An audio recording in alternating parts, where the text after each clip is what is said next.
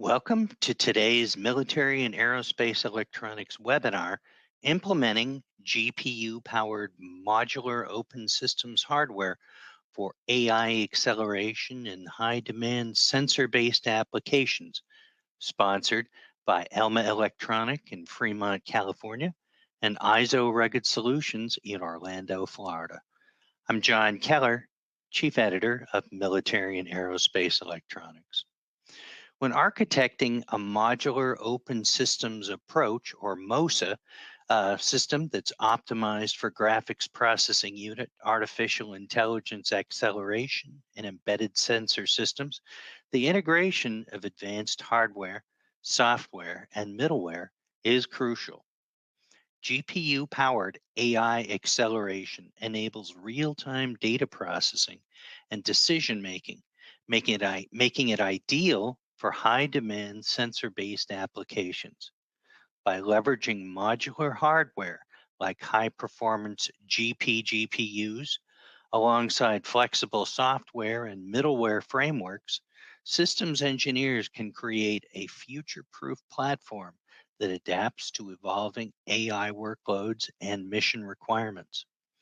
Our presenters today are Ken Grobe, Director of Embedded Technologies at Elma Electronic, and Chris Fadley, Chief Technology Officer at ISO Rugged Solutions. If you have any technical difficulties during today's session, please submit it to the questions window and our technical experts will help you. We recommend disabling any pop-up blocking software or extensions in your browser, as these can cause issues with the webinar player. We welcome your questions during today's event. We will answer as many questions as possible during our session. Feel free to send in your questions at any time by typing your question into the question window on the side of your screen and hit the submit button. Also, today's session is being recorded and will be available on the Military and Aerospace Electronics website within the next 24 hours. You'll be notified by email when the archive is available. So let's get started with Ken Grobe, Director of Embedded Technologies at Elma Electronic. Ken? Thanks, John. Good afternoon, everyone. Today, I will be talking about architecting MOSA systems optimized for GPU and AI acceleration applications. Breaking this down, we'll touch on why AI for sensor systems, what are the application drivers, a little bit why to use MOSA, and an introduction to MOSA building blocks, the notion of scaling AI systems and architectures that provide a flexible system design, a few slides on intro to GPGPUs that are currently available, and current topologies for development and deployment. So what role does AI play? AI and machine learning will be leveraged to help accelerate and process information to gain information advantage and support command and control decisions made by the warfighter. A few areas that can be enhanced with AI include information management and enhancement, reduction and process of large data sets, analyzing data streams, identifying objects, language translation, predictive analytics, and supporting actions. An application that is current that will make use of AI is something called Common CJADC2, or Common Joint All-Domain Command and Control. This is an effort in information sharing with our armed forces and allied partners with the primary objective to gain and maintain information advantage in space, cyberspace, and the electromagnetic spectrum. The graphic on the right shows the what, the how, and the why, with the what being the domains, air, land, sea, space, and cyber, feeding information to systems that will be implementing or using AI and machine learning along with predictive analytics to process information that comes from those system networks. And the why has to do with what the threat posture is for the armed forces in today's world. So why AI? What are the primary goals? So in CJAD-C2, in this specific application, it breaks down into sort of three segments: sense, make sense, and act. And that sense data out of the environment, or sense the environment, to integrate information across all domains and the electromagnetic spectrum. The make sense is where the processing takes place, and understand the operational environment, fuse it, analyze it, render it, and validate. And the act is the goal to decide and disseminate actions to the services and the joint allied partners. The metric of speed relative to how fast this needs to happen is interesting. It's couched in delivering information at the speed of relevance. In other words, if the information is stale or that's not processed in time, then an action that's necessary can't take place. So where will AI be used? AI will be used in various air, ground, and sea platforms and in the network. When we looked at MOSA-aligned sensor systems, there will be multiple modalities across multiple domains. Some of the sensor types will be SIGINT, communications, comms, EW, electronic warfare, and ISR. Taking a look at a AI demo that implements an inference model for object detection, we see on the left-hand side of the screen a model that's running on MOSA-aligned hardware or SOSA-aligned hardware in the development platform below the screen. It's detecting a UAS or a drone in the green box. The point of this is that as the applications are implemented, GPGPUs will evolve rapidly and require a modular system approach to design to allow them to be upgraded quickly. In other words, not to throw the entire thing out, but when a GPGPU improves at the card level, it can be replaced and upgrade the capability. So a little bit about AI and GPGPU applications. AI applications make use of single board computers, SBCs, and GPGPUs. The boards that implement them in terms of SOSA are called PICs or plug-in cards. When we look at the applications, ISR, EW, they're different, and they drive algorithms and data sets that are specific to the use case. The use case drives the system topology. GPGPUs or accelerators require use of the expansion plane, which is a data pathway defined by OpenVPX to provide connections between GPU and SBCs to pass data. To implement the topology, a backplane is required. And to support AI, the backplane should be tuned for the use cases to simplify implementation and allow scaling. And finally, applications at scale might require more than one GPGPU. So boiling this down to building blocks that are aligned with SOSA to implement AI capabilities. The images on the screen around the ARC and the two chassis are examples of SOSA-aligned hardware. On the left, in the black box, we've got a development chassis. And on the right, we have a target chassis or a deployment chassis. Applications can be developed in the development chassis using hardware like network switches, high-performance processors, GPGPUs, PNT cards, precision navigation and timing entities, transceivers and SDRs for the spectrum, and then power supplies to power them. They can be ported or moved into the deployment chassis readily once they're developed in the development chassis. Looking at AI from development to deployment, we have more than just the hardware to contend with. To implement AI applications in a system that is SOSA aligned requires middleware software capabilities. If we look at this from the top down, considering that the sensors will likely deal with RF capabilities or RF spectrum, one would need to use MORA RF middleware or the MORA libraries to communicate between devices that are processing RF and then transmitting that data across the network.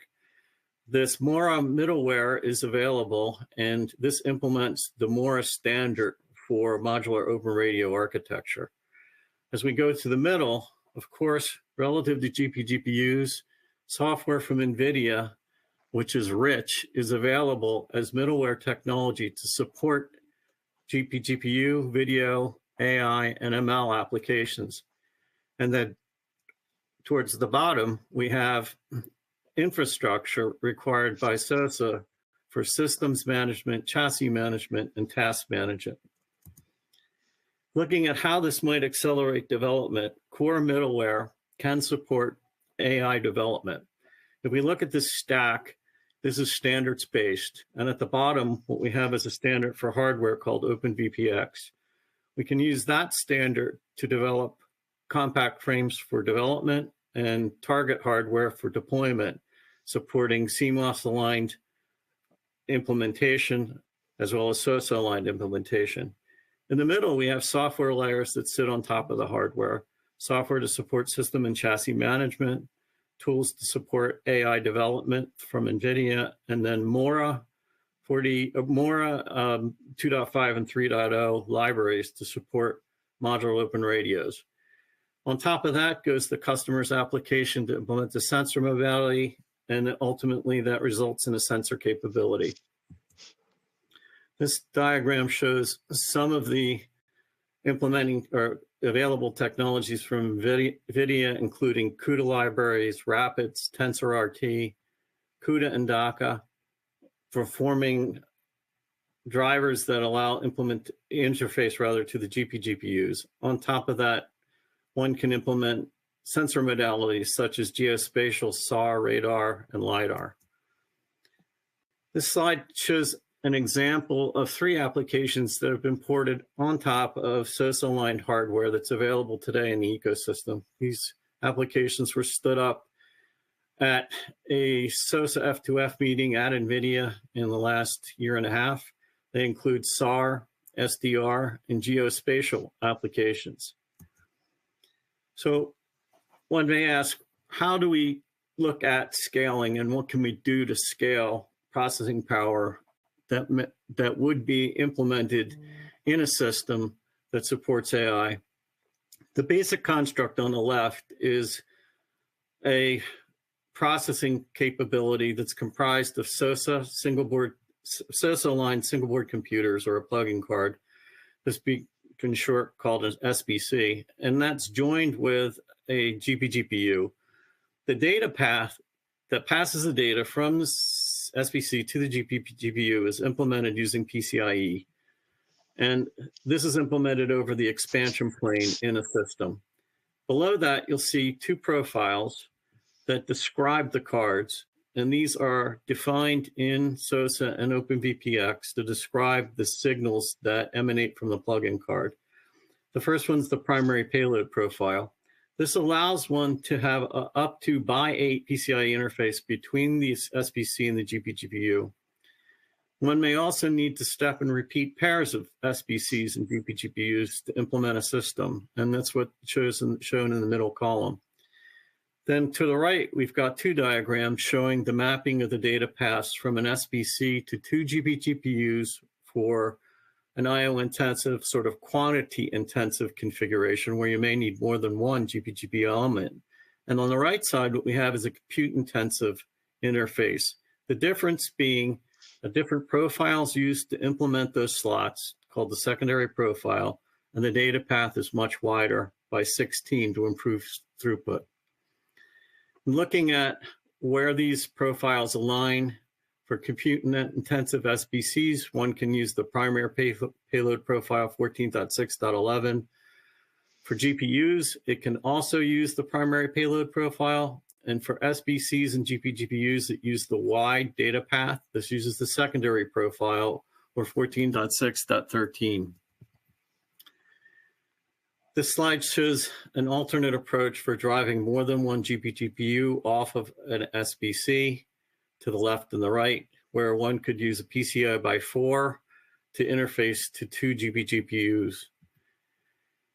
In this slide, we're looking at the wider data path. Higher performance is equal to higher bandwidth is equal to a wider data path. So to achieve that, we need to move our plug-in module or plug-in card design from the primary payload to the secondary payload.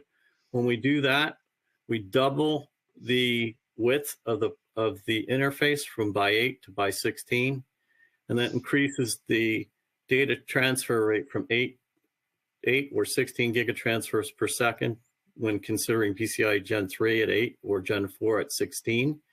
And it ultimately provides a bandwidth as high as 32 gigabytes per second between the SBC and the GPGPU. So what's next relative to GPGPU performance? One may say, I know that there are places where I can see higher performance than that, for instance, maybe in a server or desktop PC. The limitation in OpenVPX right now is governed by the connector, which is a multi-gig RT3, and it's good for 28 gigabaud per lane. What's coming up on the roadmap are two things. One, multi-gig HD, a follow-on connector to the RT3 that's being developed in a Vita 100 standards body. There will also be an RT4 coming to be proposed by TE Connectivity that would give a backwards compatible connector to RT3 and double the throughput. So the next steps are for these connectors to emerge, and images of them are on the right. They're being developed and designed right now, tested for signal integrity, and brought into the standard. This will ultimately provide support for Gen 5, Gen 6, and Gen 7 PCIe, quadrupling the bandwidth at the end of that. So how do we take these architectures and then the topologies and affect them and implement them in a backplane? When we look at the diagrams that we went over before on the left, the diagram on the right becomes the backplane topology or the system topology diagram. What this captures is the data paths in the system, and it reflects the profiles that are implemented on a slot basis. If we walk this from left to right, we see the IO-SBC coupled with 2 payload slots, a switch that connects the network interfaces in the system across the data plane and the control plane, and then 2 wide interfaces at the end using the secondary payload slots for other GPUs. One may say or ask, what is the CPU that are current in applications that use OpenVPX? Those would be SBCs from companies like Concurrent and Abaco. In this case, a Xeon D processor with 10 cores, large memory up to 128 gigabytes of DDR4, wide PCIe by 16, and high-speed data and control interfaces, 110, 40, and 100 gigabits per second Ethernet, and 1 and 10 on the control plane. This is like having a server in a board. Now we can look at how do we interface and what's available to interface to those SBCs. 2 types from ISO rugged systems are shown. One, a Jetson AGX Orin, which is a system on module. This architecture supports the Ampere architecture and 2048 NVIDIA CUDA cores in the device, along with 12-core ARM Cortex processor. The interesting thing about this is the processor and the GPGPU is in the system on module, and we have access to the data control and the expansion plane. The second example is a compute-intensive device that supports nearly 6,000 CUDA cores in the GR2S A4500, also 184 tensor cores and RT cores in this device. So after we've looked at backplanes, the topology, the cards that implement the processing capability in SPC and GPGPU, we need to deploy it in something. These 2 chassis are examples of platforms that are for rugged deployment. The first for a vehicle. It's SOSA aligned. It's also SAVE aligned. and it's CMOS aligned. This provides an OpenVPX high-speed backplane chassis management and the power subsystem, along with a 7-slot card cage internal for the card payload. And it can be then deployed in save-aligned vehicle applications. For platforms aloft, the package changes, and we show a half ATR design with shock tray, again, OpenVPX high-speed backplane and chassis management capability. So in summary, AI applications aligned to MOSA make use of rugged GPGPUs and SBCs. We see a broad application space in the defense environment for AI. MOSA provides an approach to building blocks that allow systems to be quickly designed and deployed. We see speeds increasing, causing board and backplane suppliers to produce new embedded system designs capable of supporting PCIe Gen 4 and Gen 5 designs. Current technology is Gen 4. And sensors will make use of 100 gigabit Ethernet to transfer information over the network in and between chassis. Newer software environments will lead to replaceable accelerators and GPGPUs amongst suppliers, allowing systems to be upgraded quickly. And lastly, off-the-shelf components will allow AI systems to be composed using off-the-shelf building blocks such as chassis, SBCs, and GPGPUs. So I'll hand this over to Chris next, who will delve a little bit deeper into the performance capabilities and the structure. Thanks, Ken. I appreciate that. Great presentation. Pull up my slide deck here. So hi, I'm Christopher Fadley. I'm the Chief Technology Officer here at ISO Rugged Solutions. This webinar, really, we want to collaborate based around the AI-ready backplanes that we worked with Elmo to put together here. So as Ken demonstrated, here is that current backplane. And really the reason we wanted to come out with this backplane is because when you look at SOSA and CMOS and when it started and where the focus was really driven around RF and not necessarily GPU sides. So for example, the CMOS side selects solely the .11 profile where you will only get an X8 interconnection, whereas GPUs can really thrive with an X16 interconnect. So a lot of those initial backplanes and the compact frames that came out really focused on that architecture, and we made sure GPUs could align to those. At the same time, we wanted to come out with a demonstration platform that really let those GPUs shine. So one of the key features about this is the support for both types of topologies we typically see within the environment. One of those is what we refer to as a daisy chain topology, where you can have multiple GPUs interconnected using the local PCIe switch on our products. That's what you'll see on the left here.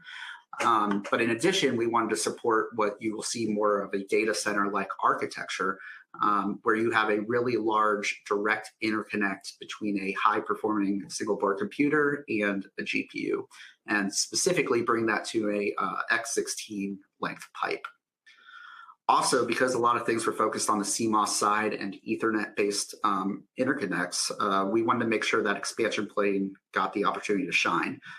While initial backplanes really focused on cabling expansion plane rapidly for test, we wanted to get something that really used all those pipes and also interconnected them in local copper on the backplane, really so we can audit where we stand with a lot of the elements of SOSA out there.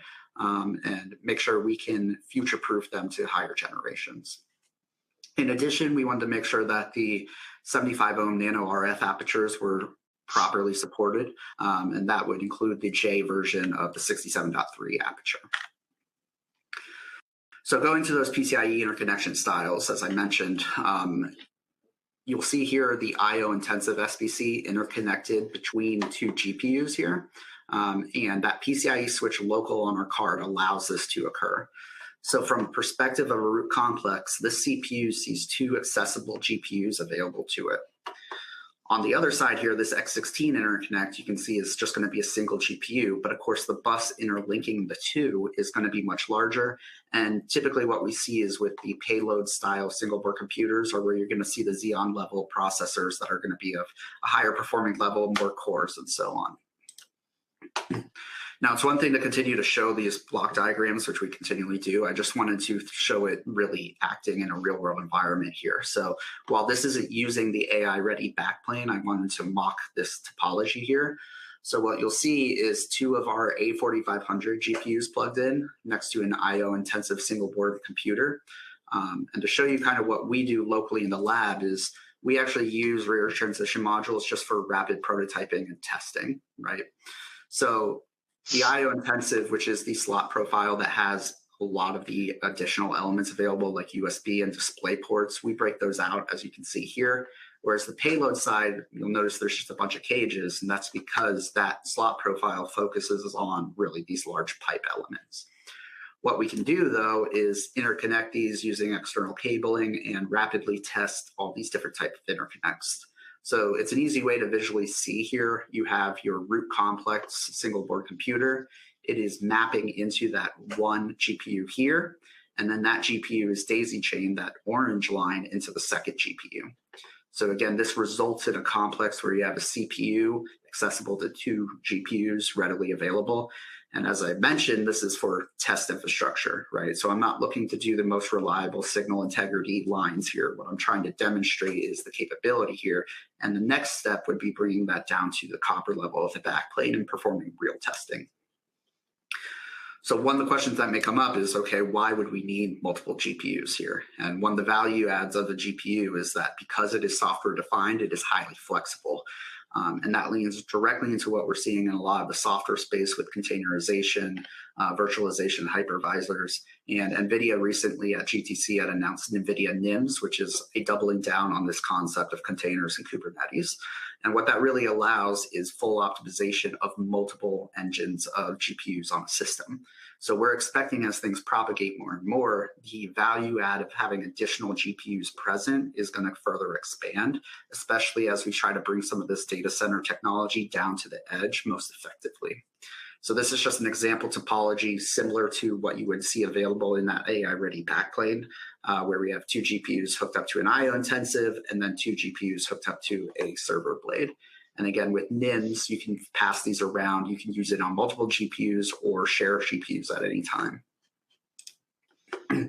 Now, the downside of the daisy chaining here, while this allows a lot of flexibility and easier routing on backplanes and so on, is this line is going to be shared, right? So this GPU does not have direct connection up to the root. It has to pass through this other GPU. And even though your interconnect is going to be 5 to 7 gigabytes total, in practice, you're going to be splitting that. Right. So while the pipes on the right are direct through, you're going to get that full throughput. Here you have to consider what's your actual real world throughput. And with that, I just want to talk a little bit about the switches and different options out there. So we have products that have a Gen 4 PCIe switch local to the board. Again, this allows very easy to use flexibility. Customers in field can very easily reroute this. It has robust features like NTPs and so on, virtualization. And it's a pretty standard switch. And again, you could use this as a switch card if necessary. The other switch we provide is what's called a ConnectX-7. And the main difference you will see right away, of course, is the addition of these Ethernet pipes. Now, the value add of the ConnectX-7 specifically for our product line is the embedded switch used allows us to link a GPU local onto that chain, where a lot of Ethernet NICs aren't built for that. They are looking to be bound directly to the host CPU and not have something else dangling attached to it. So that's the value add for us from a real estate standpoint, is as boards get more and more dense, it's important to have a product like that that allows that. That said, be aware that the Ethernet pipes get added as well. And while this switch isn't going to be as flexible and highly configurable as the other switches, it can support daisy chaining and other topologies, which again can be of high value. The other important thing about ConnectX-7 is, and this is really where Mellanox strives and why NVIDIA purchased them, is they are future thinking. So as we're looking at Vita 100 and future topologies of higher throughput, ConnectX-7 is there, and I don't expect this chip to have to go away anytime soon. In addition, it is vetted at industrial temp through and through, which is going to be more difficult as speeds get faster and faster. And this is the only chip I'm aware of that's Gen 5 compatible that actually is industrial temp rated. And as you can see, while we're only using it at 100 gig due to limitations of the current architectures, it can go up to 400 gig if necessary. In addition, it's already Gen 5 compliant. So that's going to future-proof us going forward as we go into these additional connectors like RT4. And again, this is something that's going to be even higher value as things start moving along. With that, the products I've been showing so far have been based on our GPU discrete products. We've now launched and are shipping to the customers a Orin-based product. And whereas that PCIe basis is highly valuable on discrete GPU, the real value on this is those Ethernet pipes. And what it allows is very easy use of RDMA. It all is within the NVIDIA ecosystem and makes it easy to use. And customers really like this product because of the flexibility. Taking that CPU complex locally and having that shared memory means I don't have to worry about the thrashing back and forth potentially. I'm just taking the data directly in and calling it a day. And that allows a very flexible and scalable architecture, as you can see here, where I can just continue to add or remove as necessary and partition the work, again, if I'm looking from a software hierarchy and flowing it downwards. What's important to know about Orin and discrete GPUs is, and it really comes back to what am I trying to solve from a solution perspective at the top down, that has to hit on software, hardware, and your system as a whole. Right? Orin, if you look at the different types of GPUs available to the market, is comparable to one of the lower ends of our offerings on the Ampere series, which is the A500. So I'm not going to include every single basis of Orin because it's just a radically different heterogeneous architecture, but that GPU complex is essentially one-to-one to that. So there's a lot of performance benefits. There's also a lot of additional coprocessors built into Orin. It's very easy and flexible to use, but it's not going to be the end-all solution for every single system because there will be a ceiling there, especially as we try to interlink more and more modalities into a single architecture. That's going to get more and more difficult. So with that, I want to talk a little bit about PCIe Gen 5. And as Ken mentioned, RT4 is around the corner from TE. Currently, RT3 is rated at 32 gig, which is right on the edge of PCIe Gen 5. So to really get that additional margin, we're looking at the future and trying to lean forward with that. And what's great about PCIe Gen 5, again, just like every generation of PCIe, is the throughput gets doubled. Right, so that X16 interconnect on that AI-ready backplane, you can see you can pass up to 50 gigabytes potentially through that interface, which will be huge. And again, this is also a precursor to Vita 100, where we're going to be even unlocking higher pipes as we go forward. PCIe, as I mentioned, it's going to be doubling year to year, but one of the things I want to mention here is you'll see the chart above is something you'll find on Wikipedia and just everywhere. That's really the raw performance of PCIe at a protocol level. Whereas in real world practice, right, there's a lot of other things going on there. So for sake of margin, I kind of included this slide just to show you a basis that, yeah, an X4 Gen 4 link says 7.8, but in practice, you may only get 5 gigabytes. And that's just a limitation of how PCIe works. So keep that in mind as you're kind of architecting your data ingest. How much quantity am I going to expect to come in? Where is it going? We have to continue to think of that full stack and make sure this will be successful. And of course, when we're talking Gen 4 versus Gen 5, you want to be looking at the different ICs out there and when is this going to be necessary. So coming from the GPU side, I use the GPU architectures to talk about this. Turing, you'll see, is at Gen 3. Ampere, we leaned heavily in because it started supporting Gen 4 pipes. Ada is still at Gen 4. You would expect in the future that Gen 5 would be supported, as well as potentially denser and higher end memory types. That's just something based on what we see in the data center already that will eventually propagate downwards. And of course, that is something that we need to get ready for and assume is going to be coming. With that, I just want to mention a little bit of the bottlenecking because I go back again with the flexibility of the software and the hardware. It is more and more intense to the system architect and the software side to make sure this is successful, right? So this is a really stripped down example of how the interfaces are going to interconnect. You're going to have a source of data. It will come in with PCIe and or Ethernet. It will go into GDDR memory in the GPU, and you're going to do a computation. And be aware that once that's in there, that computation is going to be cyclical. It's going to be going back and forth constantly, local on the GPU, as it accesses that memory and performs operations on it.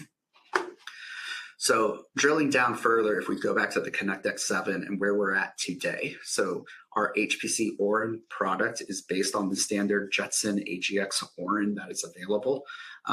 That has a max interface locally of an X8 PCIe Gen 4 link. So if you look at what that means from a real world throughput, we're really talking 11 to 13 gigabytes total of data ingest, right? And that links outwards to the Ethernet pipes, where we have a 100 gig, a 25, and a 25 potentially. Now, if you take your data ingest on the Ethernet side and compare to the ingest on the PCIe side, you'll see we're going to hit a limitation there immediately, driven by that Jetson Orin interface being X8. In future topologies on Jetson and where they go with AGX, that may move to Gen 5.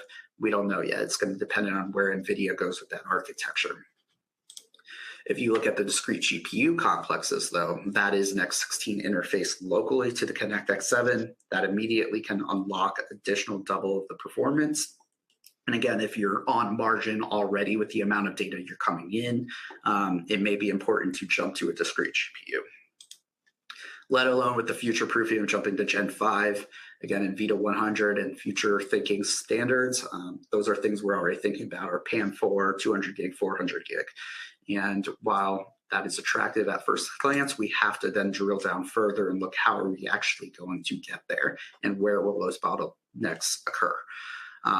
In addition, the CPUs are already around the corner. Intel's servicing Gen 5. They're looking at Gen 6 in the market segment. So things are just going to continue to get faster and faster. And again, going back to that AI-ready backplane, I think it's important we start indexing and auditing where we're at with these payload cards and the backplanes to see what's stable, where do we need to improve. Video is another thing I wanted to mention. So the 67.3J 75 ohm aperture is now standardized within SOSA, and that allows a direct coaxial access point. The way video DMA works on our products is it's always going to be based on an FPGA. That FPGA can be local, it can be an external capture card, but that's always going to be a front end prior to hitting the CPU or the GPU. That is because, again, the GPUs aren't built for SDI natively, both input and output. Someone has to manage that ingest and conversion back out. And again, an FPGA is really built for this. So a lot of our products include an FPGA. We're going to be announcing some soon that ingest using the 67.3 aperture. You can imagine taking that in, processing it within the GPU if you're able to DMA directly the GPU memory, and then again, distribute it out over the same connector to the display. One of the things I want to mention, though, is coaxial videos here. It's been here since the dawn of time, essentially. But as things on the RF space keep moving more and more towards Ethernet, we need to be looking at the same thing on the video side as well, and not just assume that compressed streaming H.264 video is the only way we can do it. I know there's a lot of architectures out there currently with 360 situational awareness up and coming as a prime solution being driven. One of the things we've been playing with and have demonstrated at AUSA just a few weeks ago is ST2110 or SEPT2110, which is really a method of uncompressed video. You can think of it like SDI, but it's packetized to true IP packets, and it's actually done at a layer that's reliable, meaning that if there are drop packets for whatever reason, it's very easily recoverable, opposed to alternate uncompressed ecosystems out there, which may not survive in such that or have a cap on resolution. So this architecture is actually using our ConnectX-7 product, and as you can see here, we're just using simple off-the-shelf material of an SDI camera, using an off-the-shelf converter to make that ST2110, but then we can ingest it directly into the GPU process and display. And keep in mind, while uncompressed seems very large, if you're thinking from a compressed perspective, a single 1080p 60 stream is only 2 gigabit, right? So if we're talking 100 gig fat pipes, and I'm only using the 10 gig here, I'm still only using 20% of that.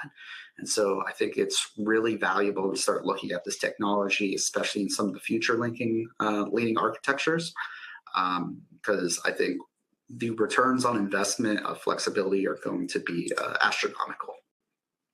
And of course, with the Orin products also supporting that ConnectX 7 locally, you can see here you can drop in and support the exact same topology with that. One of the great value adds, though, of Ethernet is it isn't point-to-point, right? So you immediately allow for very easy multicasting, which will unlock a lot of flexibility and architecture because I can now distribute that video to multiple payloads without having to rely on a PCIe switch and NTBs and things that historically cause a lot of headache and grievance. This can be handled at the switch level, and I can now distribute the video to multiple GPUs, to FPGAs, to recording devices. Again, totally uncompressed video. Here's just another example of what I'm talking about, that multicast, where again, if I take that architecture I showed earlier with multiple Orin HPCs, I can, with a single source ingest here, distribute that out to all of these devices, and they can all be processing different types of data at the same time. Another bottleneck I just kind of want to discuss is as we start converting these data center-like models and try to deploy them to the edge, I have seen historically a disconnect between the software side and the model architecture to what we're actually going to deploy them on. And that's really driven because of the data center and the typical use case, right? While Orin is a very effective way to do this, and people have already seen what it takes to have to convert such a model down there, we have to consider all the parameters on the page here. So memory quantity is one of those. What's attractive about Orin is it has 64 gigabytes of data, though it's LPDDR and shared with the CPU. The discrete GPUs only have 16 gigabytes, but again, it's a much higher, more powerful, flexible memory type. Here's just some examples that I've pulled. So YOLO is a pretty traditional video processing AI inference model. And just to kind of show you the different sizes of those data. So YOLO is not necessarily the largest, but if you look at certain natural language models like Llama, which is taking off because of the open source nature of it, you can see you can very quickly, if you increase the parameter size, overflow that memory. And again, that's something we have to consider. Is the last thing we want to do is train a model that is gigantic and perfect, and then we can't actually execute it within the field. Now, there are options here, and a lot of the frameworks out there, including the GPU-specific ones from NVIDIA, allow for quantization, pruning, modifications to the precision type used to run the inference. Again, all those options are available. NVIDIA has one of the most robust methods of doing so, and TensorRT is really the cornerstone showing that. But I just really want to harp again that software architecture at the top level and optimizing your software to the hardware you're going to deploy on is where a lot of those bottlenecks will be alleviated, not necessarily at these last moments of pruning models. The last bottleneck I kind of want to mention is it goes back to the fundamentals of physics here, which is power and heat, right? As you look and try to determine what kind of architecture you're selecting and which GPU you want to pick, that becomes more and more important. And I've seen this time and time again, that often the amount of power draw I'm going to have to cool is one of the last things considered. And really it has to be at the forefront. So the A4500, for example, though it has the scalability and it can run all the way up to 115 watts, again, that's just the GPU and memory complex. There's additional items on the board. You have to look at which point does that actually start executing.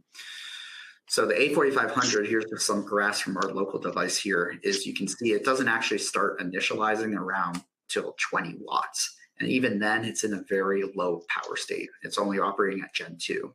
It's not until you hit around 40 watts, you actually initialize a power state that's high function, where you enable Gen 4 PCIe speeds. And of course, down here, this is the clock frequency, which you can see again is really starts triggering at around this 40 watt range.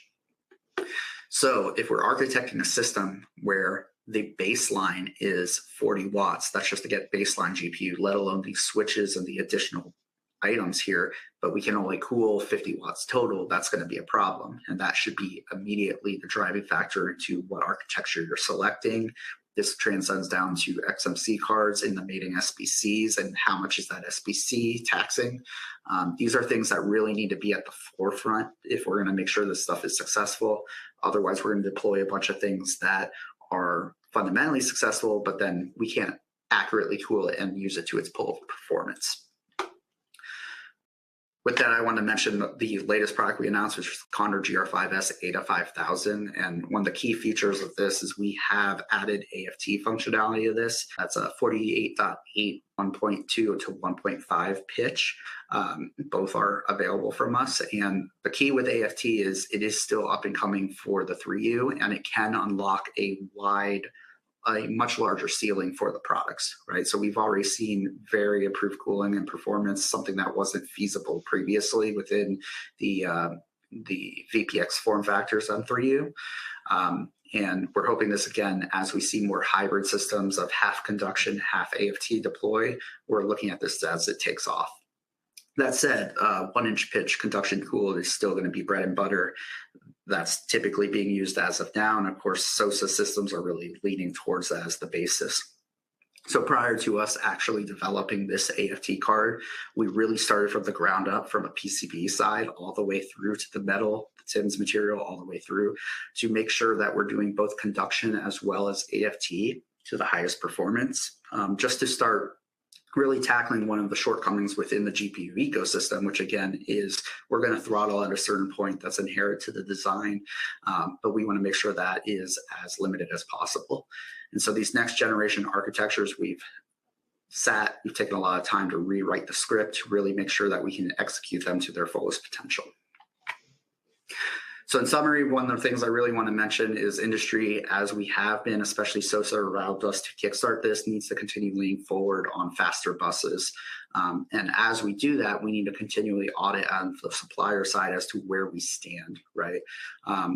We have a large ecosystem of vendors, and a lot of us have the ability to start support rapidly testing and refreshing these as we go up to these higher and higher speeds. And I think it's really on industry to continue to push that and then show the end consumer, hey, this is available and ready, and you don't have to be scared that, Gen 5's here. In parallel to that, we also need to make sure the software architecture is actually unified to that stack, and we're actually able to take full advantage. Again, time and time again, I'm seeing great architectures be deployed, and then the software stack comes in and it's stunted simply because it's getting throttled by different types of interfaces that weren't considered because the software is disconnected from what it will be deployed on the end hardware. And again, that's going to be critical if we're going to show the successes of SOSA and that. And again, with great flexibility that we're building, again, it goes to the responsibility of everyone, not just the software guys to overstep, but the hardware guys to step to the software guys and make sure we execute on this. And then lastly, of course, as power and thermal barriers are never going to go away, but we need to make sure we're alleviating it full stack. So that means at the chassis level, at the availability of the standards and different types, and then all the way down to the actual PIC level who, needs to execute to the fullest potential as well. Because if we're going to take advantage of this future technology and make sure it actually deploys successfully, we have to make sure that each individual is doing their part. And of course, that we're collaborating together like us and Elma are to make sure this is successful. So with that, that's my last slide, and I'll pass it over to you, John. Okay, thanks, Chris. Now it's time to take questions from our online audience. To submit a question, type it into the question window on the side of your screen and hit the submit button. So the first question I have is, will the slides be available after the briefing? I think yes, they probably will. So another question from the audience is, it looks like most of your GPU products will use low-end NVIDIA GPUs. How easy or difficult is it to upgrade with higher end NVIDIA GPUs? Yep. So I can take that question. So the Fundamentals of our products are really based on the embedded series of GPUs from NVIDIA, right? So these are products that we get access to at the chip down level. Ones you'll see on different other ecosystems out there, but that is why, quote unquote, they're the lower end, as you state there. That said, we have different grades in there. So we have the higher end 4,500 to 5,000 series, and then they step down. A lot of what you see from NVIDIA's ecosystems, especially in the data center, are going to be based on SXM modules or modules provided directly from NVIDIA. And of course, they're sharing that architecture underneath as well as a lot of the software stack.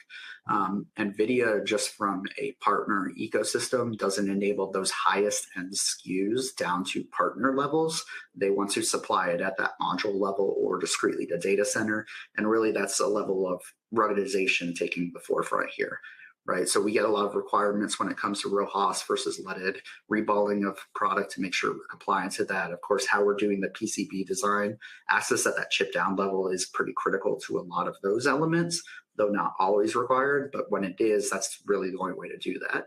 At the same time, we're going to keep exploring different ways to take that higher end technology down and different ways to ruggedize it. Don't know if we can get it in a 3UVPX or 6UVPX. It may have to be custom, but that's something we want to continue to explore because, again, that is a headache for a lot of individuals that are used to working with GPUs of these higher caliber. And then they go, oh no, I only get this 80-watt version down here. Okay. Has NVIDIA middleware been integrated against the GPGPUs shown to demonstrate any of the applications discussed? Who'd like to take that one? Ken?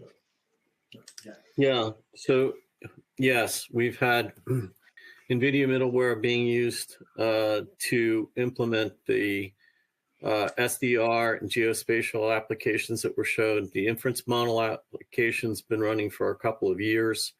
And one thing to say about this is there are demonstrations that NVIDIA can run on different classes of hardware.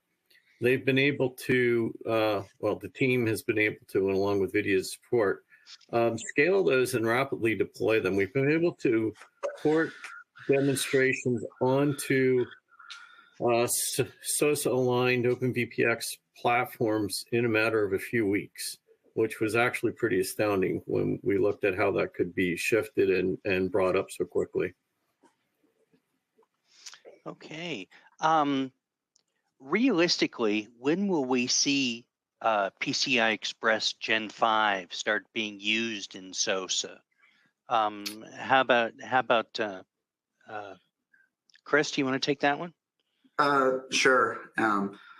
So that's kind of one of the things I was mentioning with like the CPU side is if you look at PCIe overall and what has been historically driving it, it used to always be really GPU forward thinking there. That really shifted within recent years, especially with like high-speed storage devices and CPUs, where again, the current available NVIDIA devices are still Gen 4 and in the future will be Gen 5. But again, we're already seeing available CPUs out there that are already, the next generation coming right along is Gen 6. So I'm expecting us to be supporting Gen 5 at the IC level soon. I think the CPU cards are going to be there as well. And then you really have to go and look at what it takes to bring that. And that's going to be at the connector base and looking at is RT3 going to be stable enough for us there versus RT4, making sure the backplanes are available. But again, I would answer the question bluntly that I would expect summer that we need to start looking at deploying that. Okay. So I could add to that.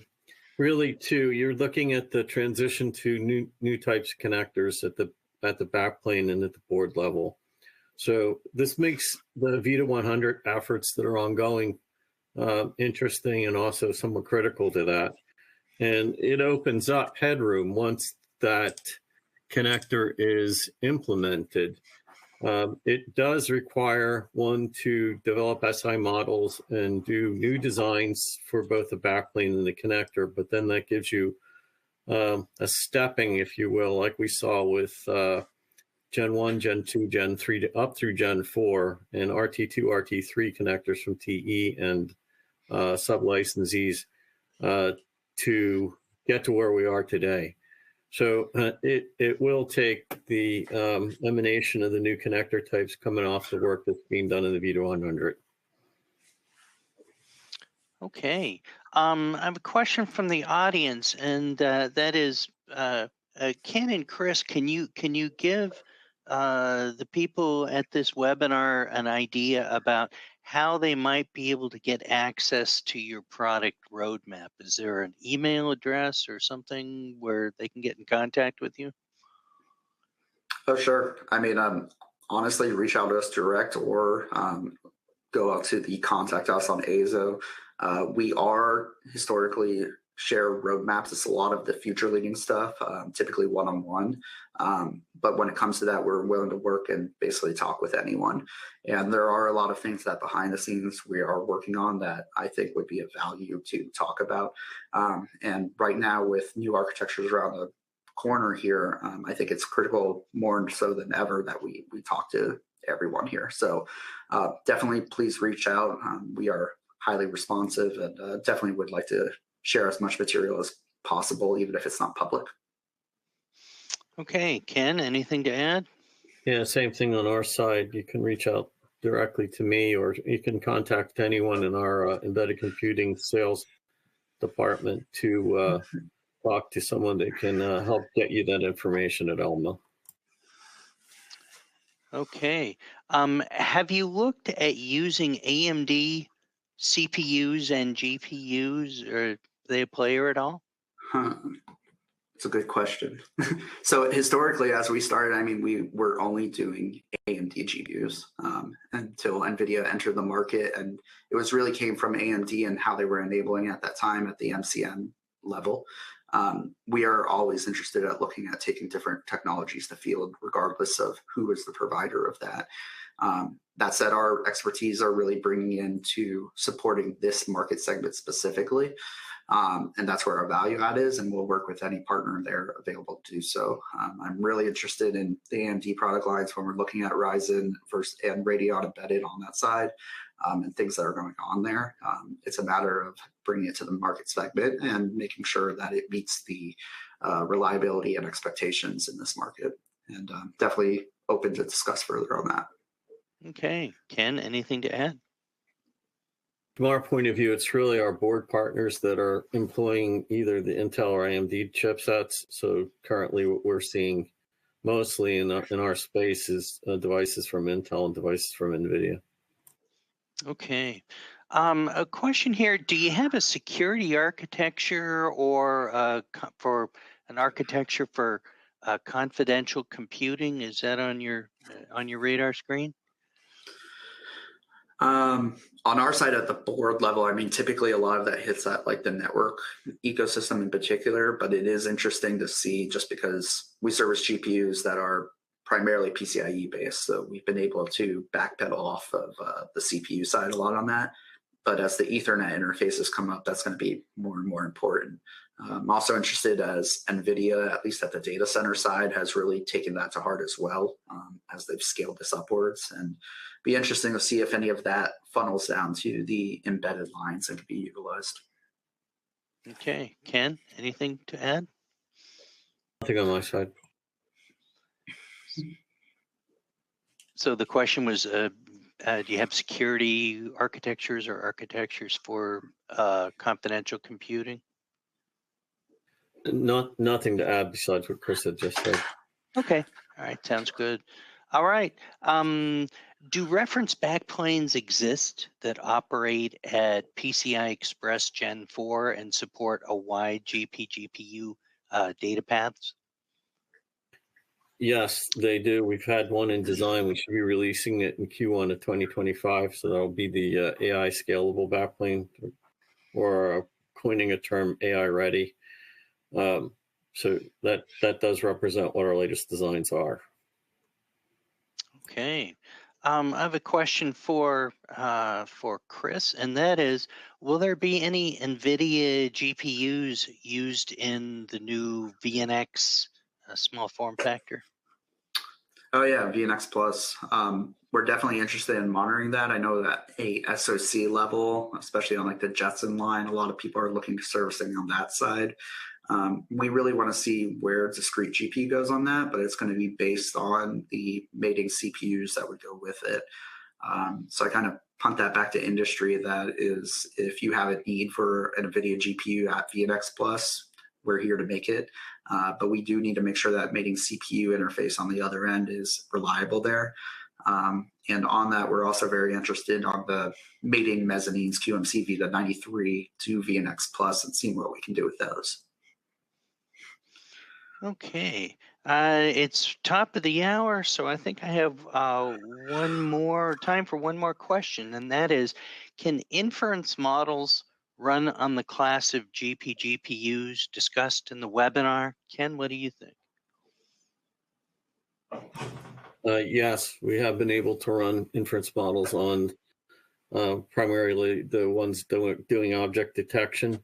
And that's been ongoing for a few years now. Of course, the size of it has to be constrained to target the memory resources and the compute resources that you have, but they have been running on this class of hardware. Okay, Chris, anything to add? No, Ken said it very well. I mean, it's all about bringing those models downwards and how you prune it. But the NVIDIA architecture you get in these GPUs are the same NVIDIA architecture you get everywhere, and the CUDA stack works on everything. And so it all just works. Okay. All right. Well, I see we have run out of time. So on behalf of Military and Aerospace Electronics and Endeavor Business Media, I'd like to thank today's presenters, Ken Grobe, Director of Embedded Technologies at Elma Electronic, and Chris Fadley, Chief Technology Officer at ISO Rugged Solutions.